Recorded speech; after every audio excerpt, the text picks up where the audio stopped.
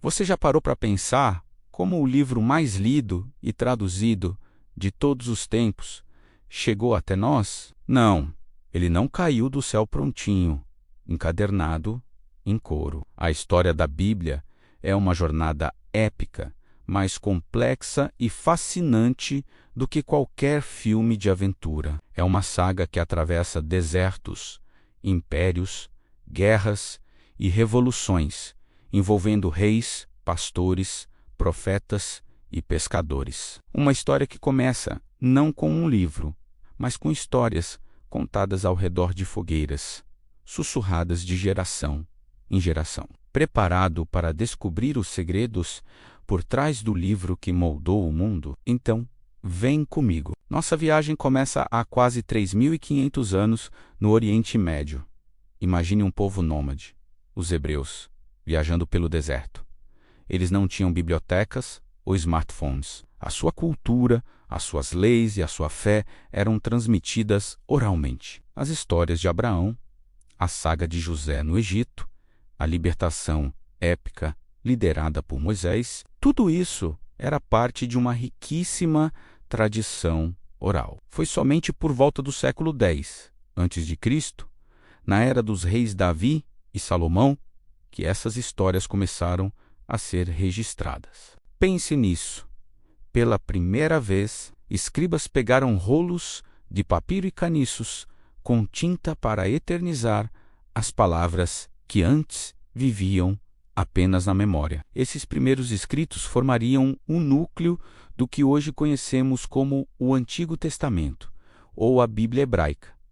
Mas não foi um processo rápido. Durante séculos, diferentes livros foram escritos por diferentes autores, em diferentes épocas. Tínhamos os livros da lei, ou a Torá, que são os 5 primeiros livros. Tínhamos os livros históricos, que contam a ascensão e queda dos reinos de Israel e Judá. Tínhamos os livros poéticos, como Salmos, que são basicamente o cancioneiro da época, cheios de louvor, lamento e sabedoria. E, claro, os livros proféticos, com mensagens poderosas de homens como Isaías e Jeremias, que alertavam o povo e falavam de esperança. Cada livro era uma peça de um quebra-cobeca gigantesco, escrito em hebraico antigo, com alguns trechos em aramaico, a língua falada na região. Então, um evento mudou tudo. A conquista da Judéia por Alexandre o Grande. O grego se tornou a língua universal, como o inglês é hoje. Muitos judeus já não viviam na sua terra natal, mas espalhados por todo o Império Grego, especialmente em Alexandria. No Egito, a nova geração já não entendia o hebraico dos seus antepassados. Foi aí que surgiu uma necessidade urgente: traduzir as escrituras sagradas. Por volta do século III a.C., um grupo de 72 sábios judeus teria se reunido em Alexandria para realizar essa tarefa monumental. O resultado foi a Septuaginta, a primeira tradução da Bíblia hebraica para o grego. Essa versão foi crucial, pois não só preservou os textos para os judeus da diáspora, mas também abriu as portas das Escrituras para o mundo não-judeu. Foi a Septuaginta que os primeiros cristãos, incluindo os apóstolos, usaram e citaram. Avançamos alguns séculos. O Império Romano agora domina o mundo. Em uma província remota chamada Judéia, um carpinteiro de Nazaré chamado Jesus começa o seu ministério. Ele não escreveu nenhum livro, mas os seus ensinamentos e a sua história de vida, morte e ressurreição causaram um impacto sísmico. Após a sua morte, os seus seguidores, os apóstolos e os primeiros discípulos, sentiram a necessidade de registrar o que viram e ouviram. Eles queriam compartilhar a boa nova, o Evangelho, com o mundo. Foi assim que nasceu o Novo Testamento. Os primeiros escritos cristãos foram as cartas, ou epístolas, do apóstolo Paulo. Ele viajava pelo Império Romano, fundando comunidades cristãs, e para manter contato, instruir e corrigir, ele escrevia cartas. Essas cartas, escritas em grego, circulavam entre as igrejas e eram lidas em voz alta nas reuniões. Elas são os documentos mais antigos do Novo Testamento, escritos poucas décadas após a morte de Jesus. Depois vieram os evangelhos, Mateus, Marcos, Lucas e João, cada um com uma perspectiva única sobre a vida e os ensinamentos de Jesus escritos para diferentes públicos. Marcos, provavelmente o mais antigo, é direto e cheio de ação. Mateus, escrito para um público judeu, conecta Jesus às profecias do Antigo Testamento. Lucas, um médico e historiador cuidadoso, apresenta uma narrativa detalhada. E João oferece uma visão mais teológica e profunda, juntamente com o livro de Atos, que conta a história da igreja primitiva, e o Apocalipse, um livro profético. Esses escritos formaram o Novo Testamento.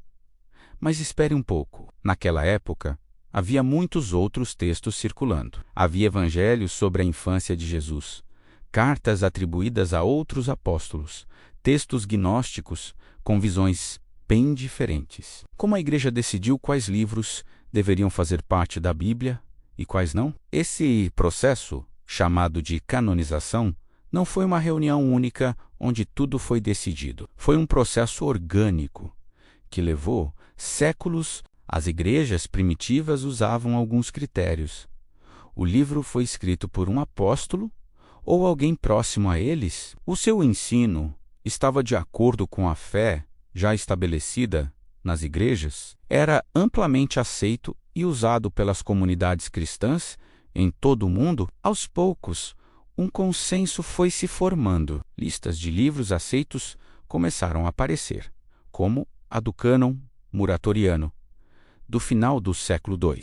Finalmente, em concílios regionais no final do século IV, como os de Hipona e Cartago, a Igreja basicamente formalizou a lista de 27 livros do Novo Testamento, que já era amplamente aceita. O cânon, a régua da fé, estava estabelecido. Agora, a Bíblia estava completa, mas ainda não era acessível a todos. Os textos estavam em grego e hebraico, e os livros eram rolos de papiro ou pergaminho, caríssimos e copiados à mão, um, por escribas em mosteiros. Cada cópia levava meses, às vezes anos, para ser feita e estava sujeita a erros humanos. A grande virada veio com um homem chamado Jerônimo. No final do século IV, o Papa Dámaso o encarregou de fazer uma tradução oficial da Bíblia para o latim, a língua do Império Romano. Jerônimo passou mais de 20 anos no seu mosteiro em Belém,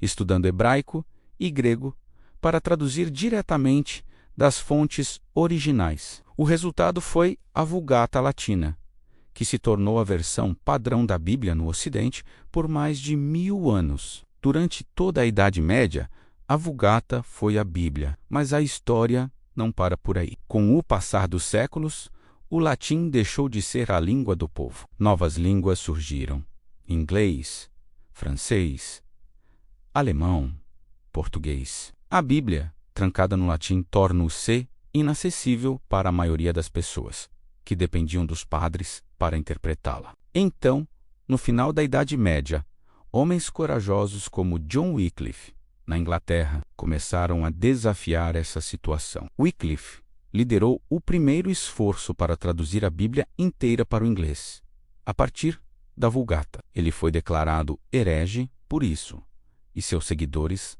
foram perseguidos. A ideia de que pessoas comuns pudessem ler a Bíblia em sua própria língua era revolucionária e perigosa para as estruturas de poder da época. E então, duas revoluções mudaram o mundo e o destino da Bíblia para sempre. A primeira foi a invenção da prensa de tipos móveis por Johannes Gutenberg, por volta de 1450.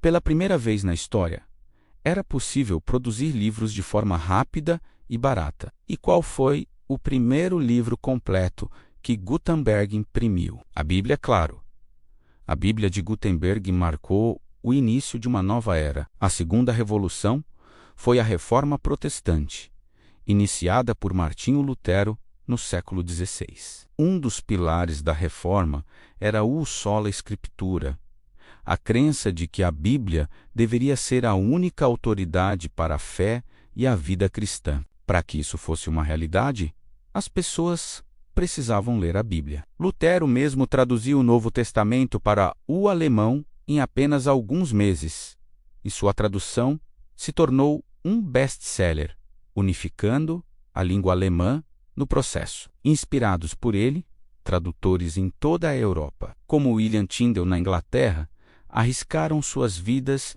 para colocar a Bíblia nas mãos do povo. Tyndale foi estrangulado e queimado na fogueira por seu trabalho, mas suas últimas palavras foram uma oração para que os olhos do rei da Inglaterra se abrissem. E eles se abriram. Poucos anos depois, o rei autorizou a produção da primeira Bíblia em inglês, que se baseava em grande parte no trabalho de Tyndale. Essa explosão de traduções culminou em versões icônicas, como a King James Version em inglês e, no caso da língua portuguesa, a tradução de João Ferreira de Almeida. Almeida, um pastor português que viveu no século XVII, dedicou sua vida a traduzir a Bíblia para o português a partir das línguas originais. Seu trabalho se tornou a base para as Bíblias mais amadas e lidas no Brasil e em outros países de língua portuguesa até hoje. Hoje, a Bíblia está traduzida completa ou em partes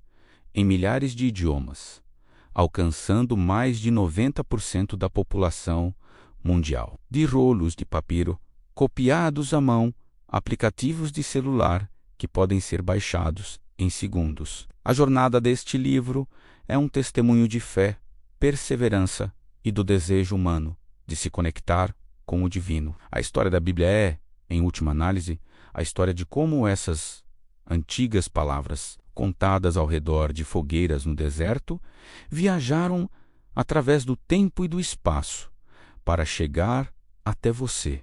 Hoje é uma história que ainda não terminou. Cada vez que alguém abre suas páginas, uma nova capítulo começa. Obrigado por me acompanhar nesta jornada incrível pela história da Bíblia. Se você gostou e quer explorar mais histórias fascinantes como essa, não se esqueça de curtir o vídeo, se inscrever no canal e ativar o sininho para não perder nada. Deixe seu comentário dizendo o que mais te surpreendeu nessa história. Até a próxima!